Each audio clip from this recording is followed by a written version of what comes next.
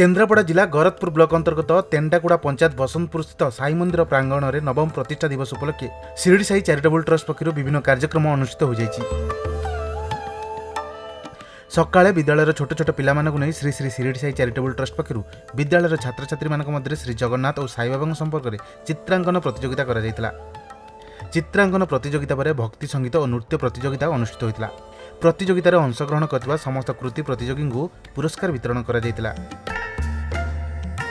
Shirdi Sai charitable trust managing trustee doctor Rudra Mahanti अध्यक्षता में अनुष्ठित पुरस्कार वितरण उत्सव में ओडिशा सरकार महिला कमिशनर परामर्शदाता डॉक्टर टूना साहू मुख्य अतिथि भाव जोग देथिबा बेले वरिष्ठ सांबादिक डॉक्टर दीप्ति रंजन कानूनगो, पूर्वतन सरपंच रवींद्र कुमार महापात्र, गीतिकार ज्ञानव्रत महांती, संगीत शिक्षक अमिताभ साहू, चित्रशिल्पी सत्यशेखर परिड़ा, प्रशांत पाल प्रमुख सम्मानित अतिथि भाव जोगदे कृति शिशु मानक मानपत्र, लकेट, मेडाल और पुरस्कार वितरण करथिले।